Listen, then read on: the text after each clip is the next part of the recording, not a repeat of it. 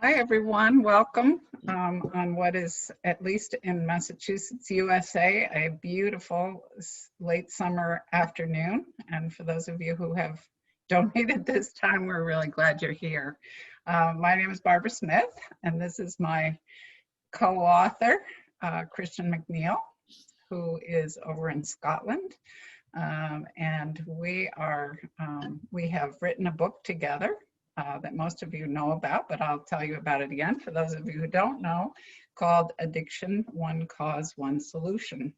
And Christian and I sort of decided to write this book. We both have extensive personal and professional experience with substance abuse and addiction. And we decided to write this book about a new understanding that we were introduced to a number of years ago that has made a tremendous amount of difference both in our lives and in the lives of the people that we both work with and know personally.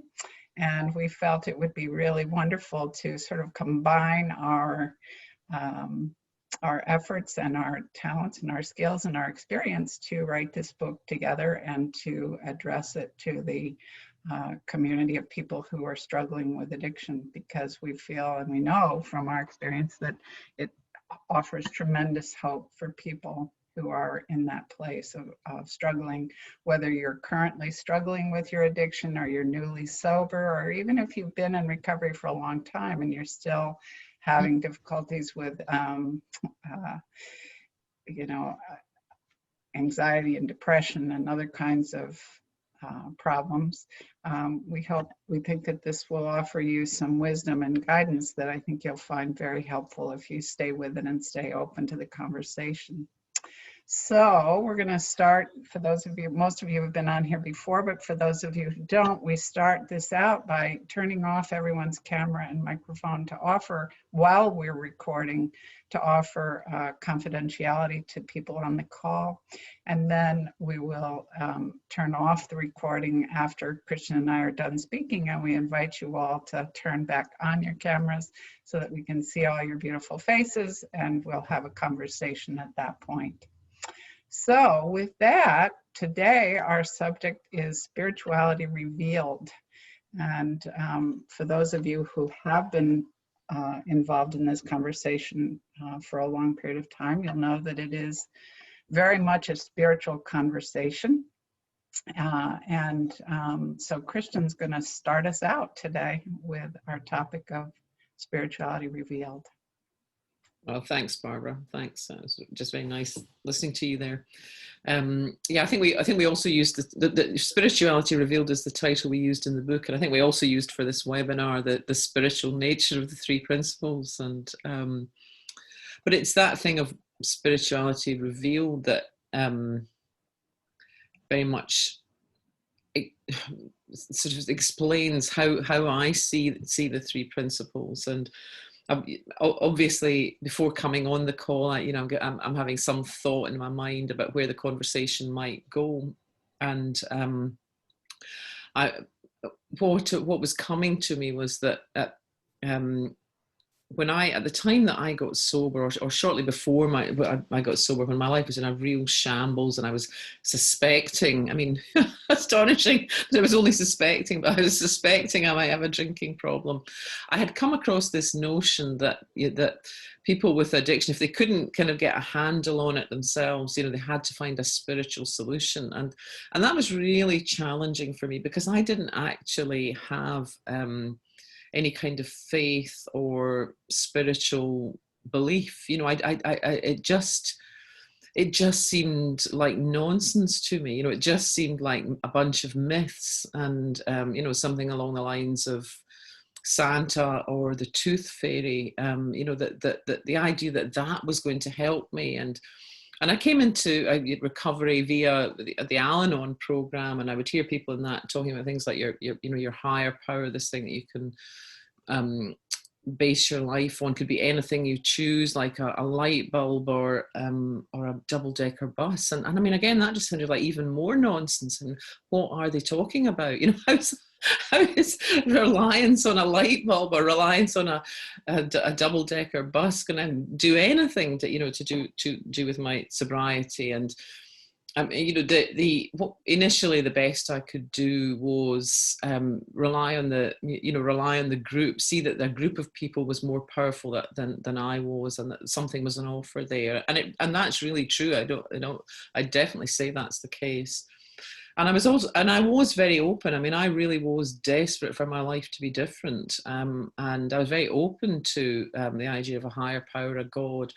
But the truth is, if I'm really honest, that I spent most of that time, many years open, but kind of faking it to make it. And I didn't really, I didn't really have a sort of consistent, reliable sense that there was something greater than my intellect. I don't mean I thought I was the greatest intellect in the world or anything like that, but I didn't think there was anything that was consistently reliable, that was kind of greater than human intellect, that was also beneficial. I mean, I knew things were more powerful than us, but I didn't have that sense it was something that could help me.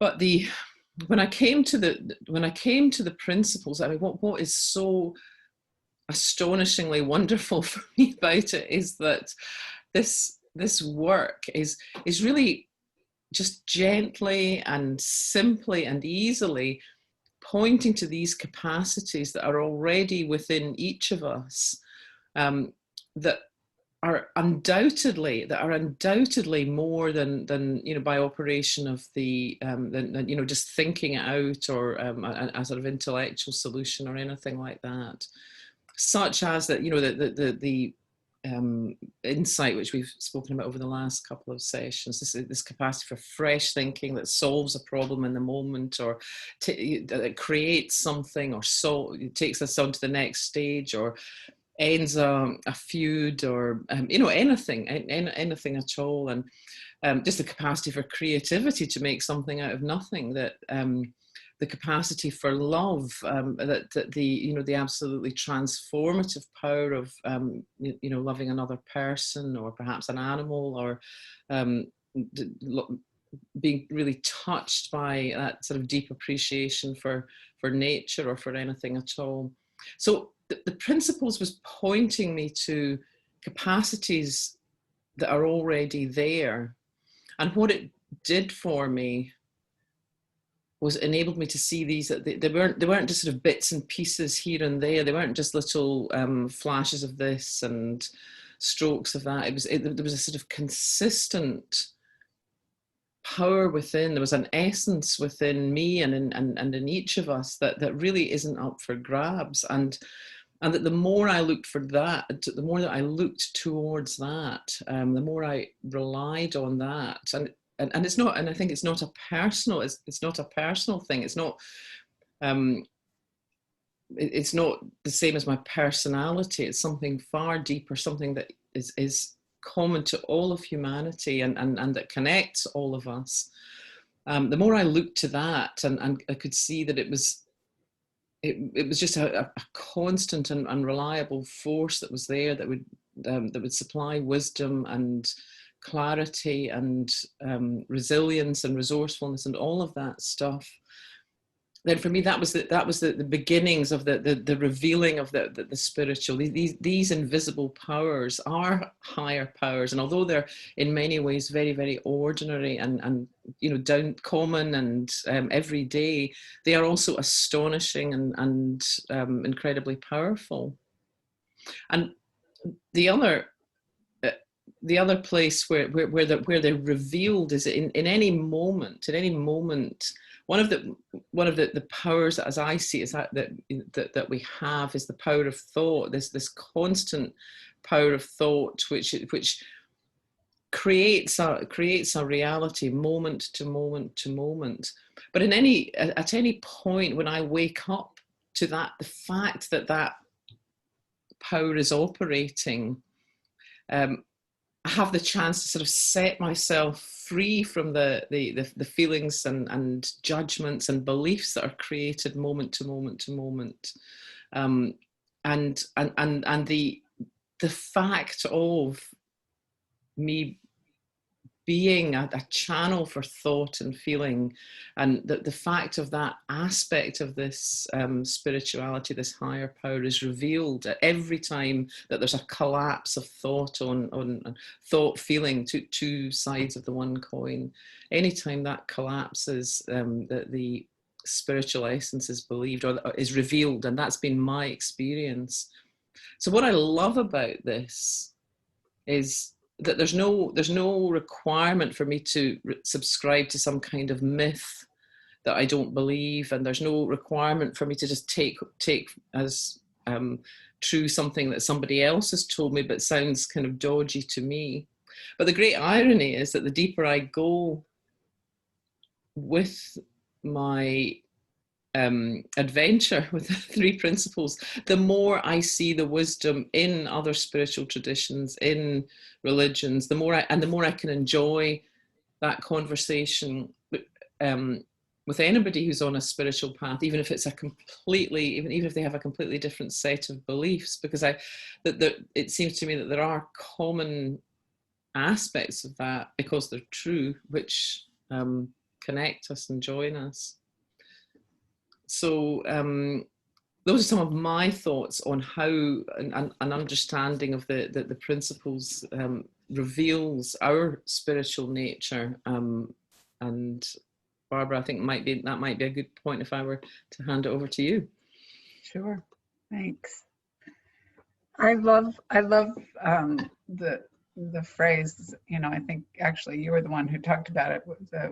How spirituality is revealed to us through this understanding.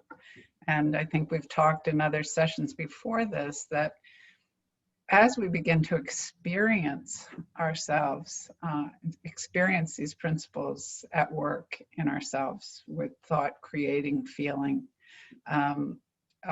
we really do begin to see life, the deeper dimensions of life, much more clearly, that have really been sort of hidden from our view when we were caught up in a world of personal thought, that particularly the world of personal thought that I think much of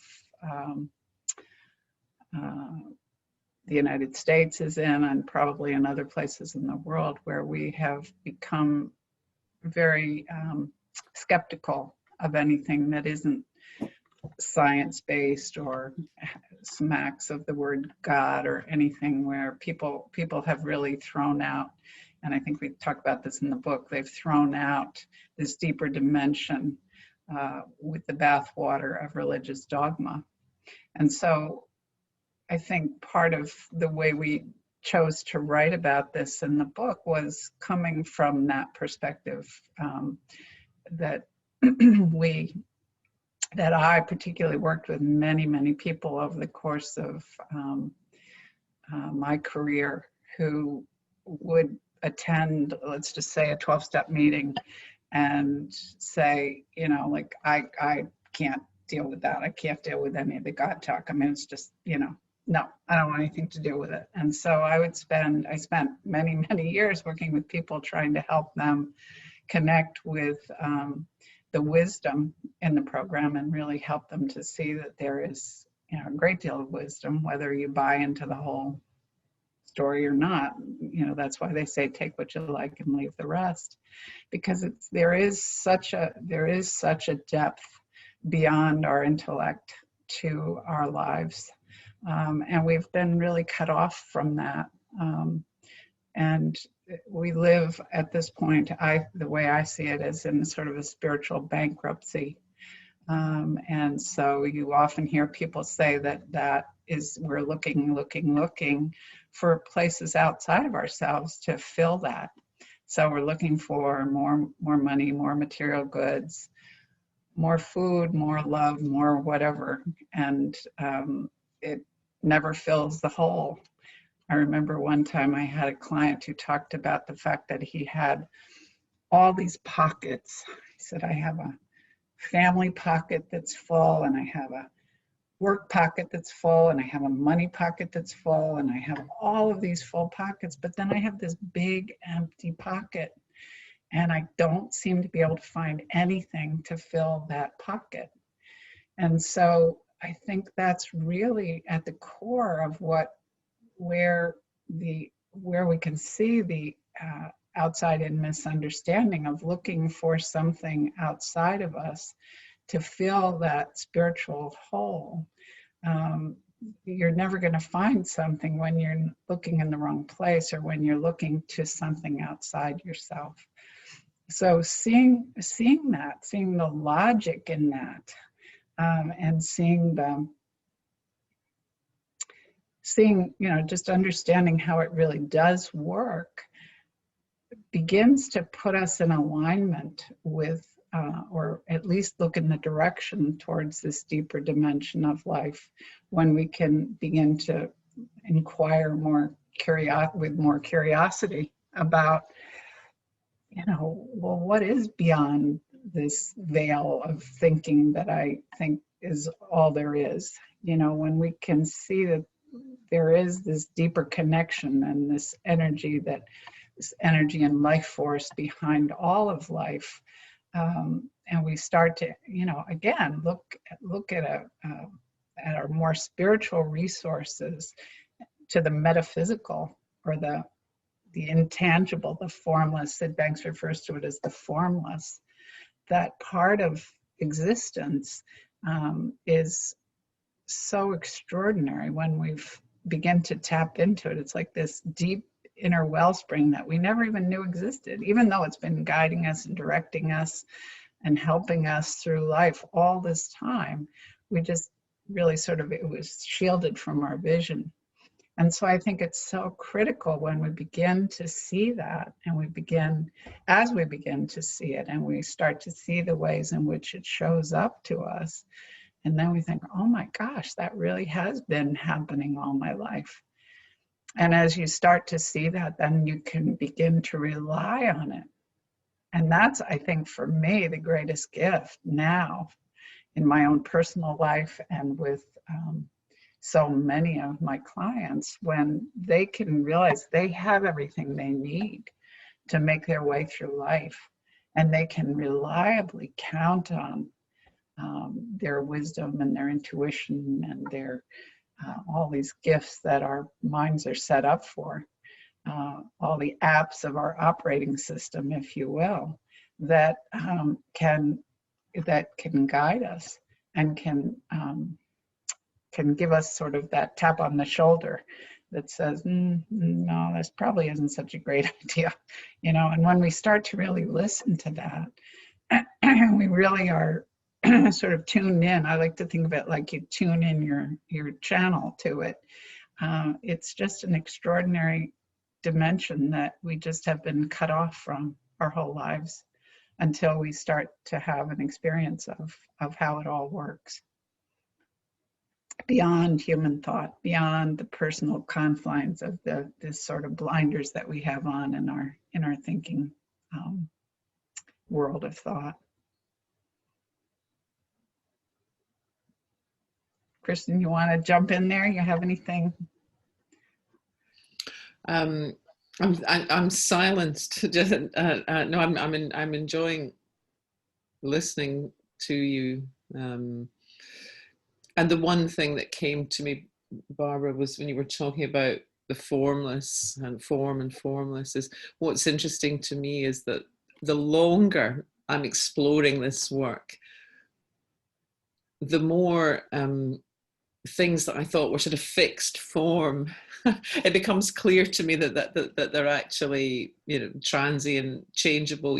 My personality, for example, and I don't mean that I think it's something that I can control at will, but I see that aspects of myself that I might have thought were fixed are really not fixed. That those two were thought in the moment, and that there's so much. It's interesting just how the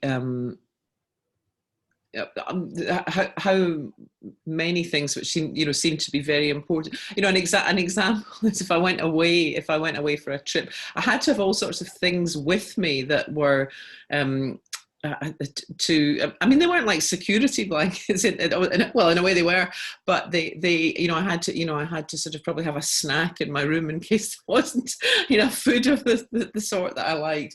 I would have to have my diary, and then I would have to have some craft thing to do, some paints. I had to have all this stuff which usually never got used, and I kind of felt that was sort of part of me. That's just what I'm like, and all of that has just kind of flown away, and so both literally and figuratively, one of the side benefits of this is being able to move through life with a kind of lighter load, less in my backpack. Yeah, it really frees us. It frees us so much when we realize that we have everything that we need. We literally don't have to take a backpack along with us. We don't, literally. I mean, that really is true. I see so many people who come out of treatment with this huge folder of information, data that when you start to have a craving, you need to try this, and this. They're like, what am I going to do? Pull out this piece of paper? And I literally had one client who had this huge folder coming out of treatment, and she said, I can't even begin to tell you what a difference it makes compared to all the other people that I saw in treatment to recognize that I have everything that I need. Yeah. That I can tap into that. I don't have to rummage through a file folder of papers to figure out what I need to do, but that I can listen for a quieter guidance system that we all have. I like to often refer to it as sort of an inner GPS. Yeah. And when we can start to see not only that we have that, and that is guided by this deeper reality, that we begin to reliably trust it, and we're much more tuned into it. We're much more able to hear it because you're listening for it. You're paying attention to it. And so you're turning your attention to it. And as you turn your attention to it, the more you'll hear the guidance, and the more you'll hear the whispers that may be, or the tap on the shoulder, that really are tremendously reliable. Now, it doesn't mean we're always right. We might think something was a really good idea, and then we find out later that it probably wasn't. But that's part of the system too, that we can distinguish. That really didn't work out very well. Yeah, and that the capacity to literally think again, to have a fresh thought. I had a situation this week where I was asked to do something, and there was a potential conflict of interest, and my initial thought was that it would be fine, and then as I found out a bit more, I could see, oh no, that's just going to, that is, it just came with that clarity. It's not a kind of insecure thing, or it's not about endlessly grinding over it. It's not about lists of pros and cons or anything like that. It just suddenly, from one minute, look, yeah, that seems like a good idea, and then the next day, you know what, with more information, that's definitely not a good idea. And the kind of freedom that comes with that too, and not just in the individual instance, but knowing that will show up, that everything doesn't need to be over planned or over thought out in advance. I mean, it can be fun to make plans, it can be fun to have pipe dreams, but the detail will sort itself out in the moment. Yeah, and always have. Yeah, they always have. Yeah. Again, I think that's the great gift of this, is seeing, when we look back at our lives, seeing that it's always been there. It's always been working. And that's what's so affirming, because it isn't some kind of new skill like juggling that you're trying to take up. You see, oh yes, that is actually how I dealt with that. And the truth is that that's always true for everybody. Otherwise, they would turn up with every single problem that they'd ever have still unsolved. And we know that's not true. Things get solved. I mean, people might, be anxious about stuff. They might be depressed about stuff. They might be disappointed, but things get solved. Most things get solved, fairly readily. Yeah. Most of the time. Yeah. The times in my life that I look back on where I think at the time I thought it was the end of my life, or at least the end of my life as I knew it. Yeah. I thought, there is nothing beyond this. This is everything has changed. Well, everything did change. And kind of like a forest fire, that wipes things out, there's an energy and a way that nature works that regenerates and regrows and grows back often stronger and better. I know my father was an old country doctor. Many of you have heard me talk about this before, but I broke a collarbone in a car accident, and he pointed out to me that, when you break a bone, your body, the bone actually secretes like a glue that makes it's almost like Gorilla Glue. It glues it back stronger than ever, right? So seeing that that's the way, the nature of the way our minds work as well, that it's this very, incredible self-healing, self-regenerating process, that those times in my life that at that time seemed like the end of the world, I in some cases can barely even remember what it was. And what a gift that is, to see that operating system always has our back, that it always is acting for the support of our success. That's a very practical tool, that you've been given to be able to get through life, to be able to handle life as it comes along. That you're not broken, you're not fractured, but that you have this incredible, invisible, unseen system that's working in your favor and helps you to move beyond the circumstances that we find ourselves in day to day. Yeah. Barbara, would this be a good point to open it up? I think it would. That's a great idea. Cool.